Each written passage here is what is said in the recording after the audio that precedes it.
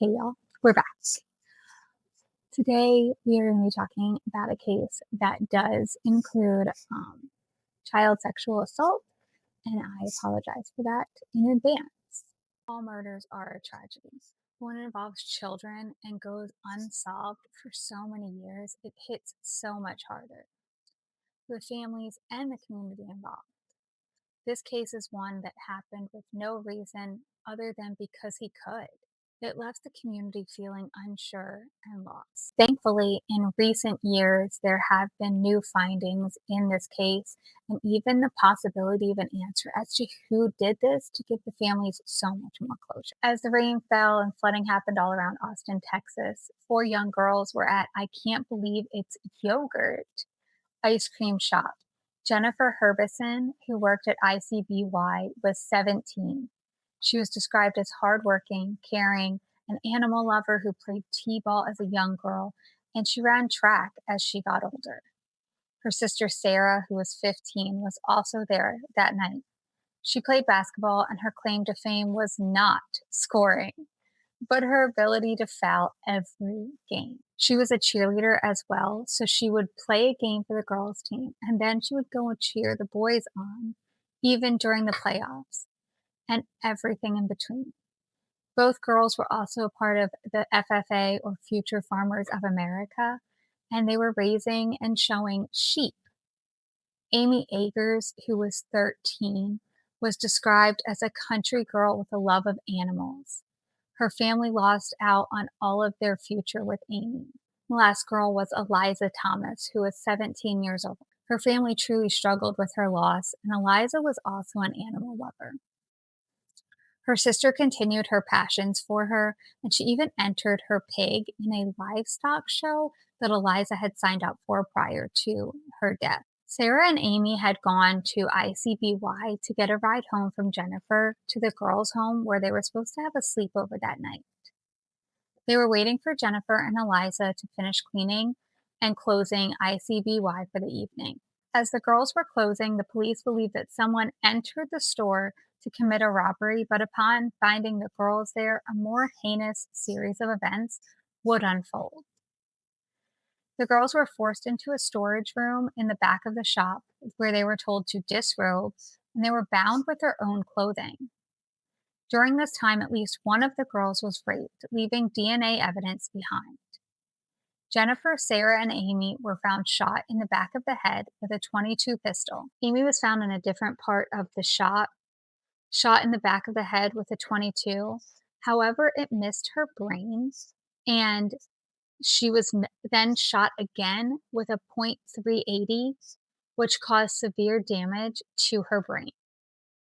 She also had a sock-like cloth tied around her neck. After shooting the girls, the gunman gathered all of the paper cups, cardboard, and paper plates from the establishment. He then doused all of the paper and the girls in lighter fluid and set it all on fire. The girls were severely burned, and the flames melted an aluminum ladder that was in the shop. So that tells just how hot this fire was burning. The shop was covered in soot and smoke, and a police officer on a nightly patrol saw the flames. At 11:27, the call came in for a fire.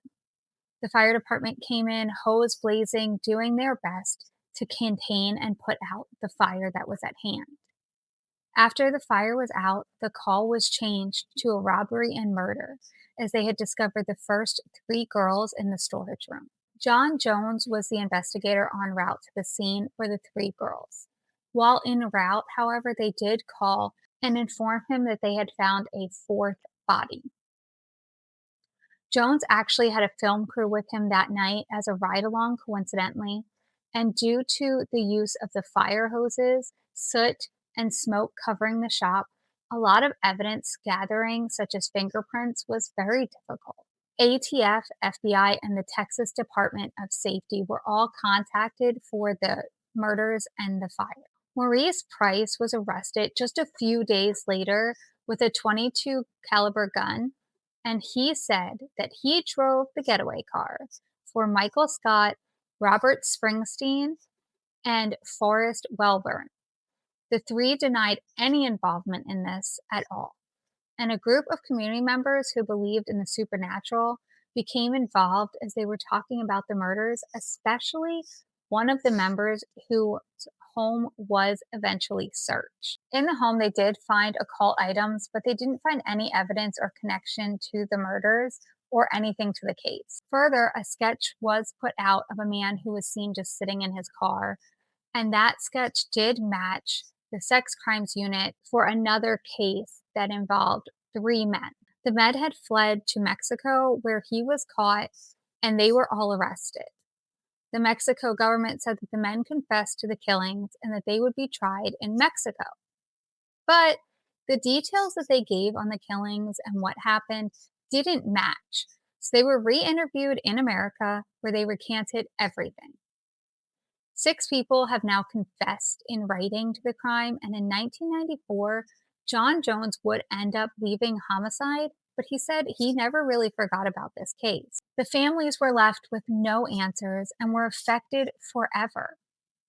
After a new task force was assigned to the case in 1999, they arrested the first 4 men that were interviewed. They questioned them and then they released them again due to lack of evidence. In 1999, they did end up rearresting the 4 men that they had originally questioned and released due to lack of evidence. The arrest gave hope to the families who were mourning the loss of their children. And they were not made due to new physical evidence, but instead due to the confessions of Michael Scott and Robert Springsteen. The men were interviewed for 4 days, after which the confessions came out. In the confessions during the interviews, Michael would say that he just intended to rob the ICBY, stating he came back after dark with guns and then heard the guns go off. Robert Springsteen said the same thing, though he added that he had raped and killed one of the girls. These interviews were multi-day interviews conducted on the men. And Robert told his lawyer by the end he was just tired and would have said anything to go home. This is a tactic that has been seen before in other cases, even other cases that we've talked about. And he would go on to say that he felt that he was berated by the police for confessions to a crime that he didn't commit. His lawyer doubled down and said that he felt that both men were coerced into confessions. Maurice Pierce told police that he gave his .22 pistol to Forrest, and Forrest used it in the murders. Forrest always maintained his innocence. Charges would be dropped against Forrest and Maurice, and in 2001, the trial for Robert and Michael would begin. They were told that they were not allowed to testify against each other, but they were both found guilty. Robert was given the death penalty, and Michael got life in prison. In 2006, the men's sentences were overturned due to being unconstitutional because they could not face their accusers. Due to the men not being able to testify against each other, they had violated the Sixth Amendment, which gives you the right to face your accusers. And so therefore, their sentences could be overturned for unconstitutional reasons. In 2009, thanks to the request of a judge, DNA testing would be performed on the vaginal swabs they gathered at the scene. The DNA did not match any of the men that they had already questioned, and it is called YSTR testing that finds that only male DNA. And in 2009, charges were dropped, but they could face further charges if DNA or any other evidence later came out that they were involved. There were 2 other men who were described as being at the scene wearing fatigue-colored clothing and having hushed conversations the night of the ICBY killings, and they were never identified. In 2017, public DNA databases were searched and a possible match was found. The sample only had 16 markers, which is not a very detailed sample.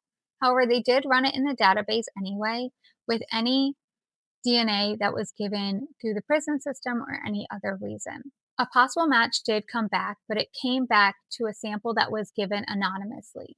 That means that it was given by a criminally convicted offender. And the FBI said that due to Privacy Act, they could not help with identifying the criminal. In 2020, the FBI did agree to help and analyze the sample, and that turned it from 16 to 25 markers, giving a more detailed sample, but not by much.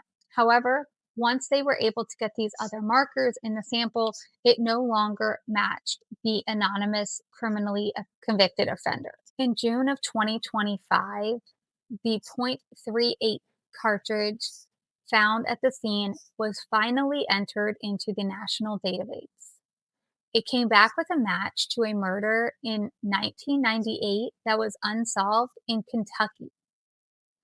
The Kentucky and Austin police then gathered their resources and ultimately led them to work together to try to solve both crimes.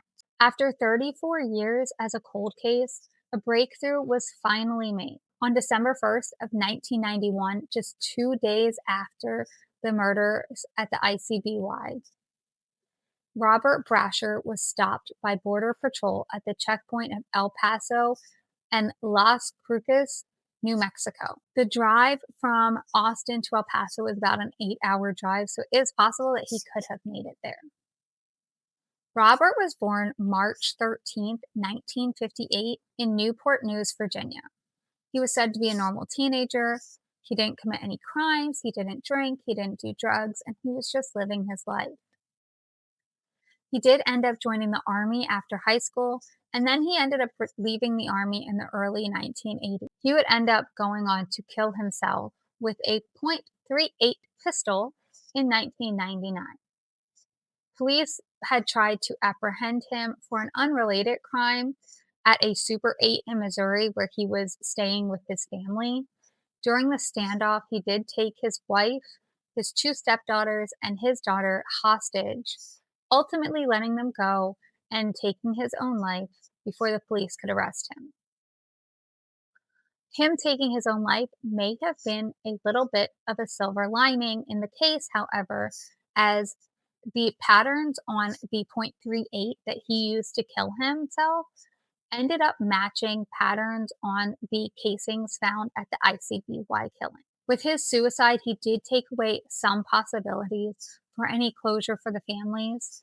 However, he ended up being a terrible person. He was a serial rapist and murderer, and there are multiple cases tied to him. So ultimately, him ending his life also ended the possibility for him to take more lives. It also opens the door to us never really knowing why he committed the crimes that he committed.